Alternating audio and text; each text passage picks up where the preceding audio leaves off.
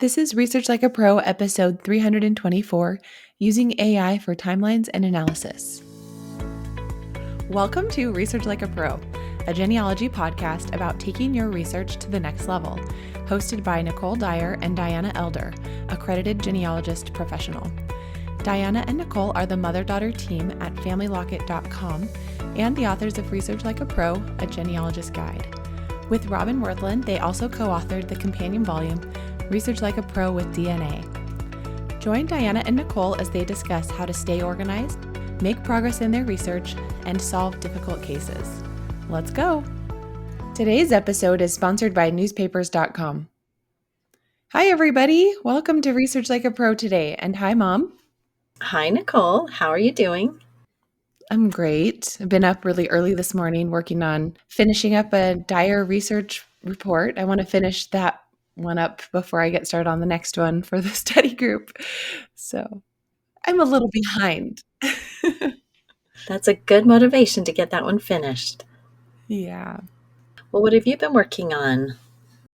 Well, I'm trying to finish that Dyer report. And then also, since we had our first lesson in the Research Like a Pro study group yesterday, and I was teaching about objectives, and we are incorporating AI tools into these lessons this time, I was thinking about making a custom GPT that helps evaluate your research objective to see if it's too broad or too narrow, if you've included too much information or not enough unique identifying information, and also to help you break your research into phases if you have a complex research question. So I published that and put it in the GPT store, and hopefully that will be a good way to put in your research objective and get some feedback. Oh, what a great idea. What did you name it so we can find it? Genealogy research objectives. Okay, well, that is pretty clear. It's very generic sounding. Not very creative, but hey. Nope. Hey, that's good. Well, I'm excited to try that out because I am really trying to figure out what objective I want to work on for the research project. I have so many different things I could do going forward from my Klein and Weatherford project from last time. And I'm just not sure if I want to try to trace John Klein or find candidates for his in 1830. You know, there's so many John Kleins. Or do I want to maybe trace Henderson Weatherford's parents and try to confirm his parents and his family? There are so many Weatherfords as well. So I am just conflicted a bit. I'm going to have to do some real thinking about what I want to do for that objective. That's tricky because you want to pick the one that leads to the answer, but you can't predict which one will be the right path. You'll probably have to do both. I will definitely have to do both. And I'm kind of leaning toward Henderson Weatherford because everything pointing to his parents that everybody has accepted on this line forever and ever is indirect evidence. And I want to shore that up in my own head. I want to make sure that I feel like that is absolutely correct. So I probably will do that. And I'm thinking there might be a Weatherford-Klein connection back in Illinois and Kentucky. And so I'm thinking, well, if I can get the Weatherford line straight, maybe I'll happen into the Kleins, so maybe that's what I'm going to do. For sure, because I mean, sometimes the people who met and got married lived in the same town, and that could lead you to the right Klein family. I know. Well, it's always good to talk these things out because then you get it clear in your head. Yeah. Well, let's do some announcements. The Research Like a Pro webinar series for October is going to be with Emma Lowe, one of our Family Locket genealogist researchers. She'll be discussing her research on crossing the pond, tracing Dorothea's roots in 19th century Pomerania. And this will be about a passenger list recorded by a particularly conscientious clerk, and a new index entry for a German civil registration record provided clues that opened the doors to tracing Henry and Dorothy Trotz's origins in Greifswald, Pomerania, Prussia, Germany. This case study follows the Research Like a Pro process to systematically identify and search relevant record collections, following the clues that enabled the discovery of new generations in the homeland of Germany. The topics she'll cover include Germany, immigration, evangelical Lutheran church records, German civil registration, locality survey, resolving conflicting evidence, and German research resources. Emma is a professional genealogist, and she's a great member of our team. She is pursuing a master's degree at the University of Strathclyde in genealogical, paleographic, and heraldic studies. She has a bachelor's degree in family history with an emphasis in German American immigrant research from Brigham Young University, and she also enjoys British, African American, and DNA research. So we are excited to hear from Emma on October 15th. And if you haven't registered yet for our 2024 webinar series, you can do so on our website. And the cost is $60, and you get access to the 12 webinars for the year. All right. Well, we just started our Research Like a Pro study group for this fall. And so our next study group will begin in February of 2025, Research Like a Pro with DNA. And the registration for that will begin in December. To be a peer group leader for that, just apply on our website and send us in one of your DNA research reports. Join our newsletter to get all these news and updates and notifications of any sales and coupons we're running. And upcoming conferences include East Coast Genetic Genealogy Conference. We'll be speaking virtually at that in the pre-recorded lectures. And then Diana will be at the Texas State Genealogical Society Family History Conference, which is virtual November 1st and 2nd, giving several lectures. All right. Well, exciting things coming up in the fall. We have a listener spotlight today, and our listener is Mark Thompson, our friend. He's also the co-host of the Family History AI show. And Mark says, Diana and Nicole, I wanted to share how much I enjoyed today's RLP podcast, episode 311. I found it to be both an in-depth and accessible discussion of AI disclosure, a topic that has many in the family history community stuck, wondering what to do or where to turn for advice. Thanks for everything you two do for the community. So thanks for that, Mark. We appreciate that, and we're excited that you are doing a podcast as well on AI. Well, let's get started on our topic for the day, which is a return to using the Research Like a Pro process with AI. And I'm sharing how I did this as I was working through a project on Isabella Weatherford. And today we're going to talk all about the timeline creation and the source analysis part of the process. So in the first episode about this, I talked all about using AI to explore research questions and writing the research objective. So let me remind all of you listeners what the research objective was that I finally settled on after I used some AI to help me. The objective of this research phase is to examine the economic and social conditions in Dallas County, Texas in the early 1870s and their influence on Isabella D. Weatherford's life and marriage prospects. Isabella was born on 4 March 1858 in Missouri. She first married John H. Carpenter on 16 January 1874 in Dallas County, Texas, then later married Robert Sisney Royson on 16 January 1877 in Van Zant County, Texas, and she died on 9 May 1942 in Tucumcari, Kay County, New Mexico. So in this episode, we're going to talk about the AI tools and how I use those to create the timeline and analyze the sources. So the different models that I used for this project were Transkribus's Text Titan 1, which is the supermodel, ChatGPT 4.0, which is Omni, and Claude 3.5 Sonnet. Great. You're using all these great AI models and tools to help you with this. Well, artificial intelligence can be a good ally in our genealogical research. And sometimes we face a lot of challenges when working with documents about our ancestors when we have to transcribe, abstract, summarize, and analyze. These are areas where AI really shines.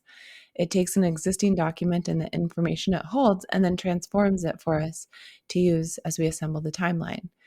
So let's talk about how you used AI to build Isabella's timeline. So you started by gathering the data, collecting all the documents and information you had about Isabella, including census records, marriage certificates, her widow's pension file. And then after that, you realized you needed to transcribe the 57-page pension file, which I know you didn't do because of how much work that would be. That's right. I had read through it and pulled out some key pieces of information, like what Isabella reported for her marriage date and Civil War information about her husband. But man, that 57 page pension file was just daunting. So much in it. Right. And that's one of the great uses of Transkribus is that you can use it to help you find things within a big file like that. Even if you don't care to have it perfectly transcribed, you can still get a, a searchable document, which is kind of what Family Search's AI tool does. It makes all of these previously unindexed deeds and wills and notarial records searchable. Even though the transcription isn't perfect, you can still find what you need in it a lot of the time.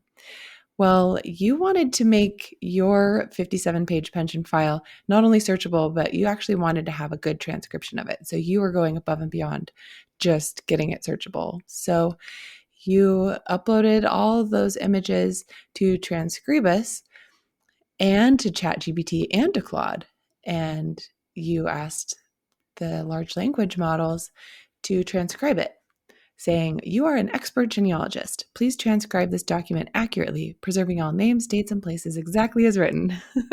I love that prompt because it's so hopeful, hoping that a large language model can do it. And we know that this is kind of a challenge for the AI tools, and they use their computer vision to read the handwriting, but they're getting better, and they work especially well on um, consistent handwriting that doesn't have different changes and forms and things. So what's great is that you were able to get some results using these tools combined. So I'm excited to hear you tell us about that. Just a little more background about that is that it was a challenge because it had a variety of documents, and it not only spanned 58 years, but it included all different types of documents, handwritten letters, forms where some things are printed, some are typed, some are handwritten, all kinds of different pieces of paper and different people writing on it with handwriting. So the file included all kinds of names, dates, and places and different details about her life.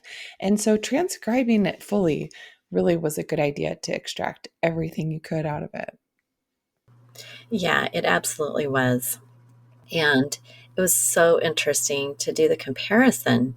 So I'll just make a note that in Transkribus, you don't give it a prompt. You just say, do the transcription. And so I used that prompt with ChatGPT and Claude, but not with Transkribus. It just did its thing once I got it started. So first I decided I would try Transkribus because I could put everything in all at once. I had previously broken up this huge PDF into 3 parts because I was uploading it to Family Search and it was too big to put it all in at once. So I put my 3 parts in, and then, you wait a while for Transkribus to do its thing. But when I looked at it, I was pretty disappointed because it identified the lines correctly. It always goes through and organizes it by line. But man, some of the things it really didn't do very well. It really struggled with most of them. So I was a little disappointed that it just didn't come out perfect. We're always hopeful.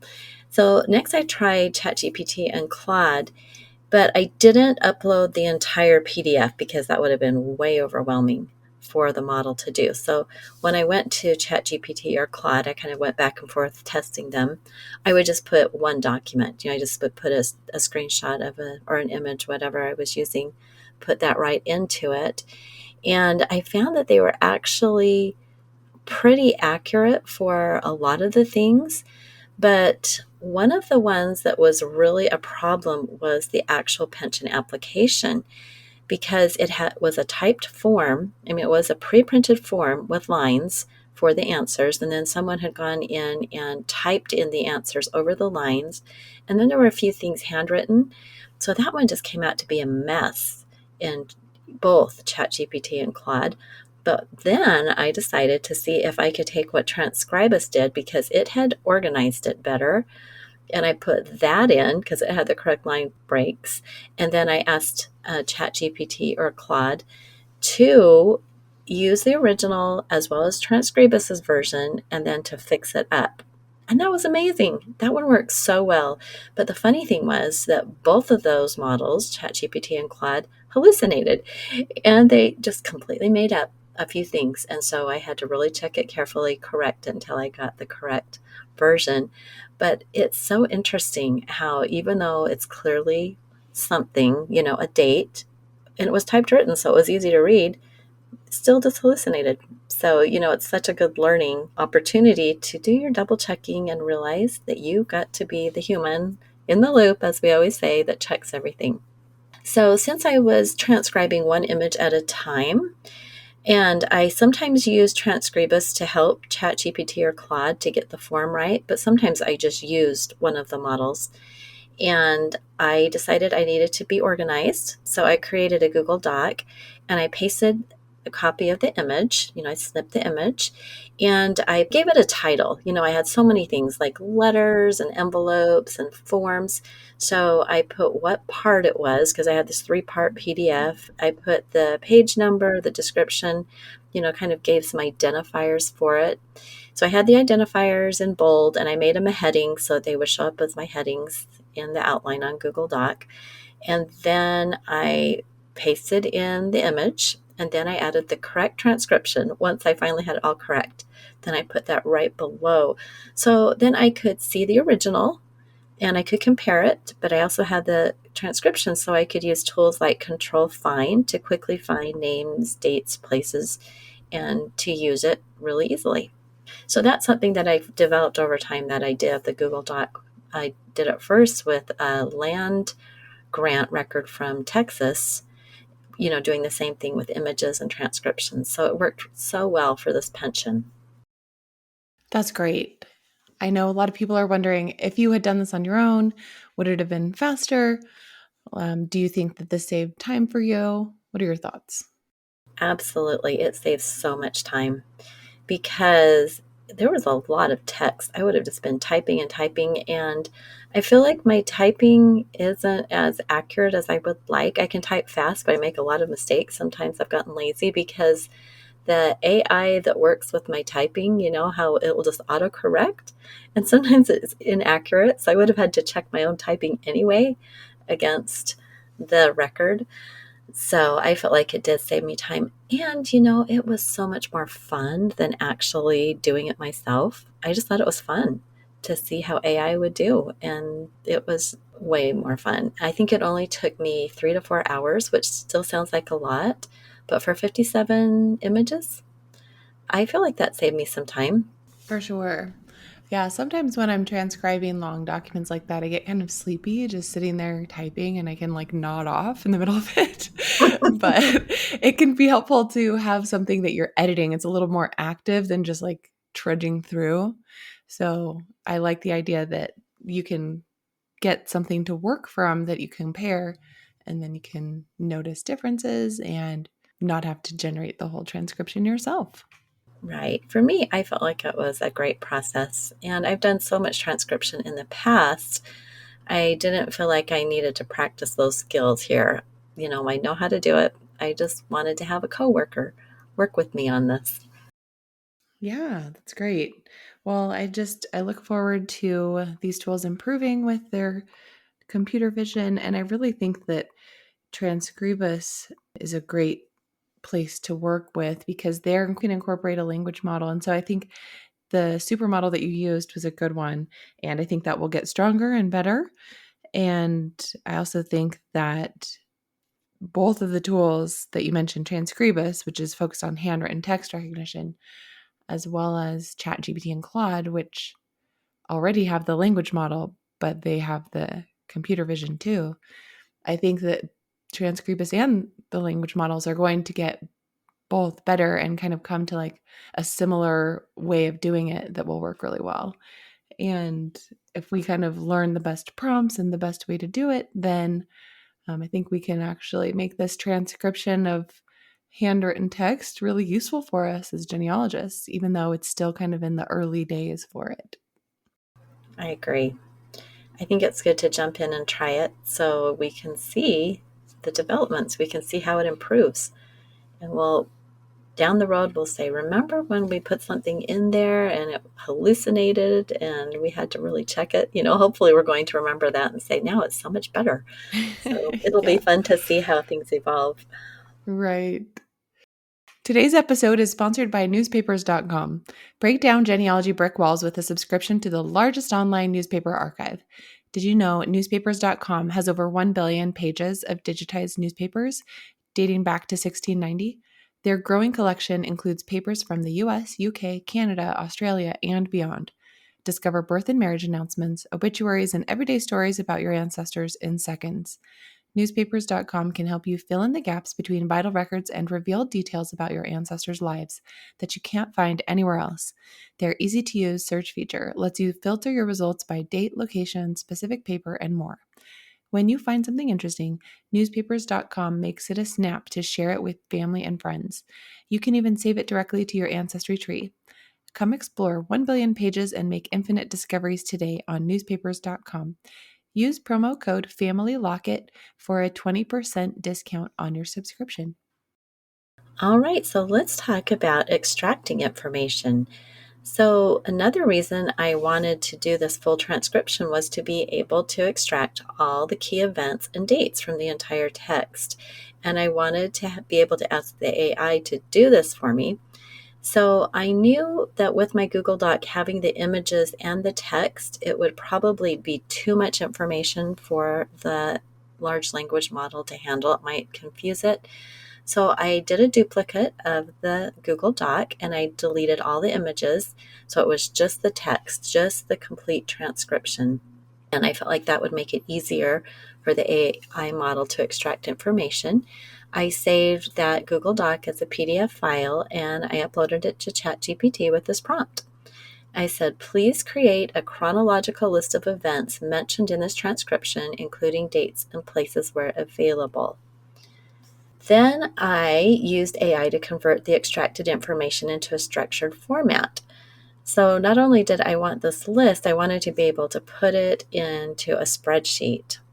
And so I gave the next prompt, create a CSV file with columns for date, place, person, event, or activity using the information from the previous list. So this was a multi-step process here.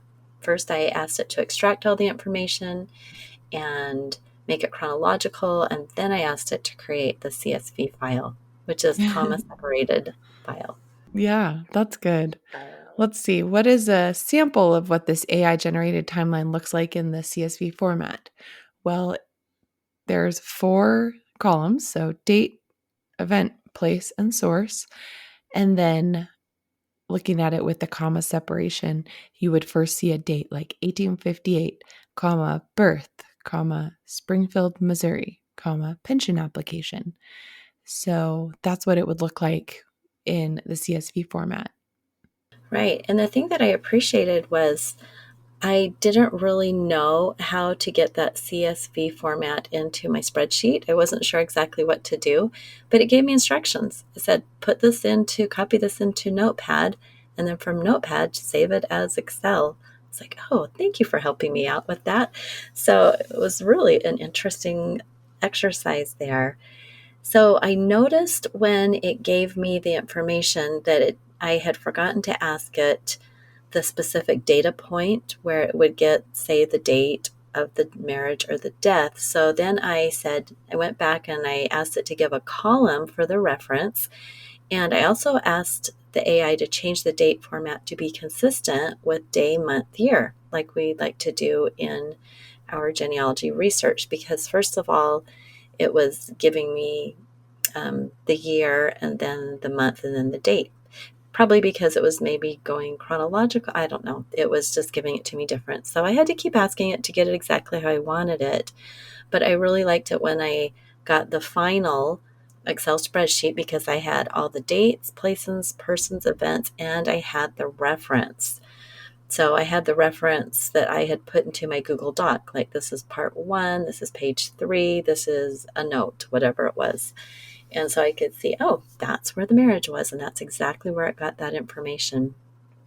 So with everything really clearly laid out in the spreadsheet, it made it so I could add all of the pertinent events to my Airtable research log. And I was using the 2024 template. So first of all, I created the entry for the overall pension file in the research log table of the Airtable template.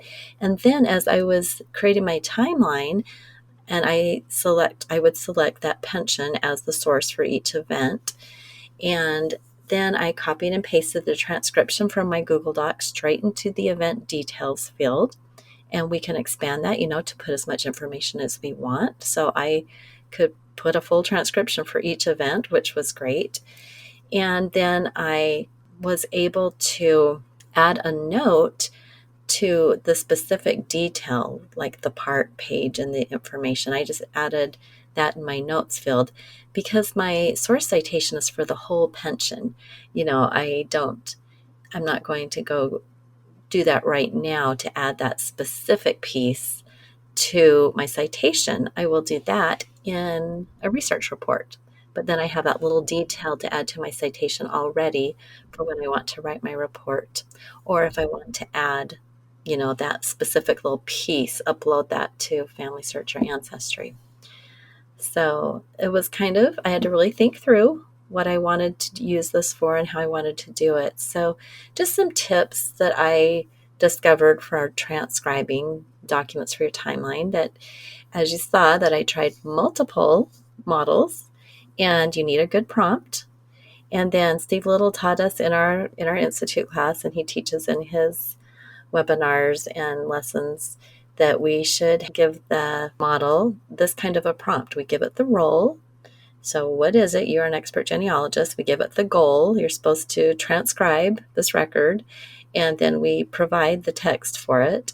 And then we tell it what the task is. We want you to do this with the actual names and dates and places. And then we can describe a flask. Like, I want this in bullet points, or I want it in the CSV file, however you want that. After you do your prompt, then you check your names, dates, and places very, very carefully, and you just keep refining until the result is accurate. You just keep saying, no, that's wrong. Here's the correct one. Get it how you want it. And I think it's so important that we just use our imagination to think of new and better prompts. We're really not limited on what we ask it to do. We just need to think through what we might want it to do. Great tips. Well, an important part of the research process is to analyze each source and piece of information that's in the timeline, especially as you're getting started, to see how reliable your information is. So, you were curious to see if AI could help with it. So, you asked it to describe original, derivative, and authored sources according to genealogy experts. And its answer was pretty good, but a few things weren't right. And so you could correct it. And that's the beauty of having a chat with the large language model, is that it learns from within the conversation and remembers what you tell it. So, for example, as genealogists, we recognize that an image copy can still be classified as an original record, not as a derivative. So, when we look at images online, that's still an original image, but ChatGPT didn't know that. Right. It thought it was a derivative, so I had to correct that. And then as you were talking more about the source analysis with the chatbot, it corrected itself. So it learned.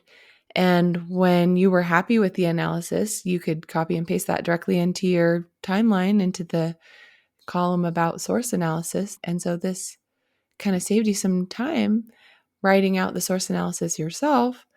And that's just one of the really great things about language models, is their ability to write coherent sentences. And if we like the way it sounds and it's the way we would have written it, we can use it and save us some time and fill out our timeline. Right. It was really fun to do it this way. I've done the source analysis for years, and usually I'm pretty brief in my reasoning. I'll just say, yeah, this is an original, or this is a photocopy of original marriage record, or whatever. But the large language model went into quite a bit more detail, and it was kind of fun to see the different things that it came up with that I agreed with. I just would not have written out that much, so it was nice to have something really complete to put into my timeline. So another thing I wanted to see if it could analyze information within a source. So I then asked the model, ChatGPT, to describe information based on primary, secondary, and undetermined information. And it got confused on this. So I had to explain that the source is the container for the information, and there could be various pieces of information in one source. So I tested it by uploading a death certificate, which we know as genealogists will have all sorts of pieces of information and all sorts of different informants.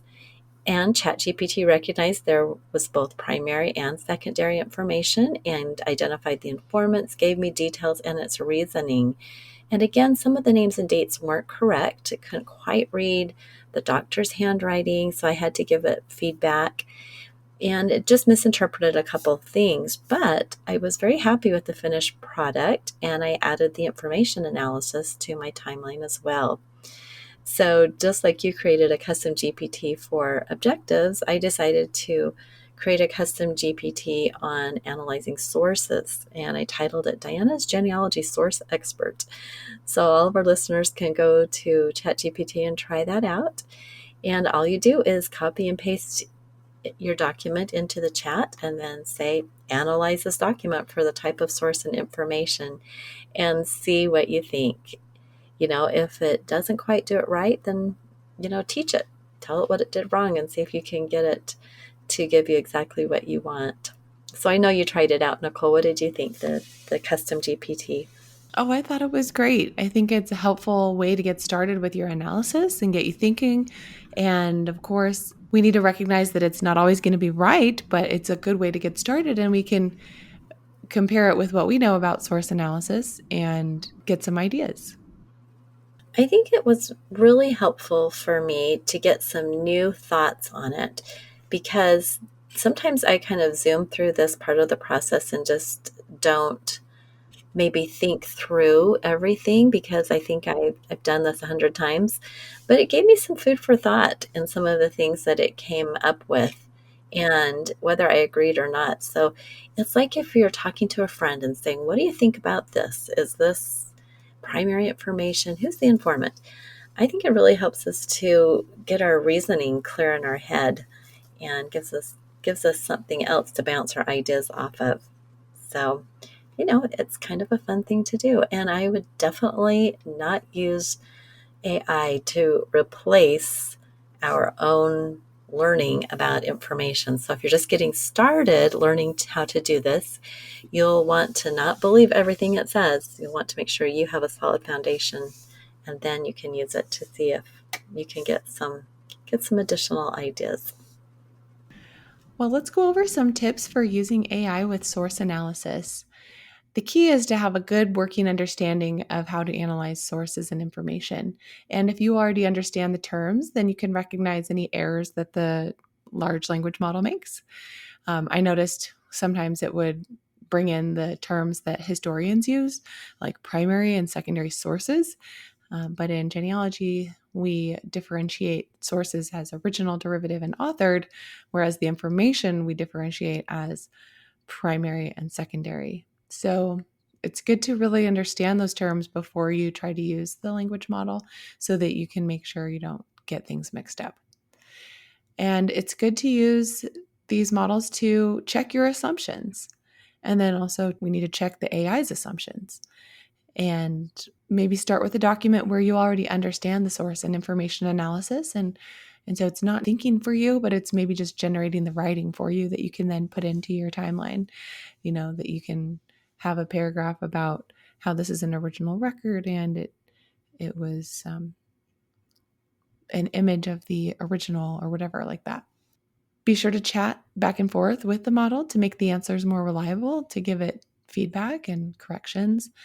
And then just copy and paste the final answer into your timeline to speed up that process of analyzing all the sources and information that you start with in your project.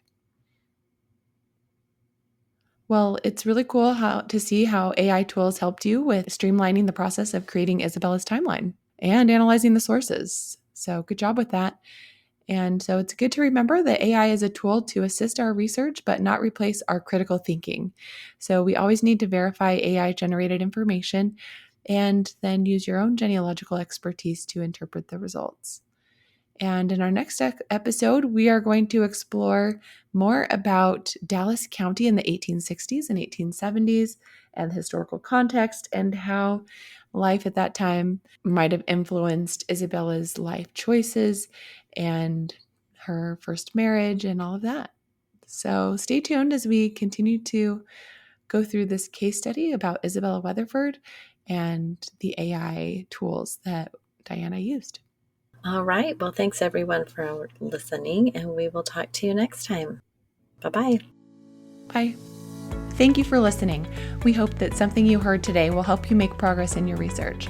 If you want to learn more, purchase our books, Research Like a Pro and Research Like a Pro with DNA on Amazon.com and other booksellers. You can also register for our online courses or study groups of the same names. Learn more at familylocket.com/services. To share your progress and ask questions, join our private Facebook group by sending us your book receipt or joining our courses. To get updates in your email inbox each Monday, subscribe to our newsletter at familylocket.com/newsletter. Please subscribe, rate, and review our podcast. We read each review and are so thankful for them. We hope you'll start now to research like a pro.